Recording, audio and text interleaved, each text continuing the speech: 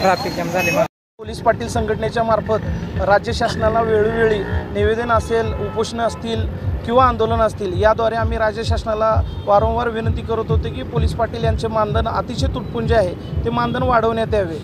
आणि आमचे पंढरपूर तालुक्याचे तालुकाध्यक्ष विजय वाघमारे यांनी 2-3 महिन्यापूर्वीच सोलापूर येथे जिल्हाधिकारी कार्यालयासमोर अमरण उपोषण केलं होतं। अशा विविध वेगवेगळ्या माध्यमातून आम्ही वारंवार सरकारला विनंती करत होतो, निवेदनं देत होतो। आज सरकारने माननीय मुख्यमंत्री असतील, उपमुख्यमंत्री असतील, गृहमंत्री असतील यांनी आज पोलीस पाटलांचा 15,000 मानधनवाढीचा GR मंजूर केला। त्याबद्दल पोलीस पाटील संघटनेच्या वतीने मी सरकारचे मायबाप सरकारचे धन्यवाद मानतो, आभार मानतो।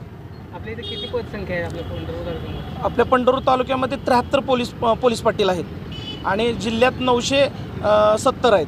आज तुम्ही काय केलं?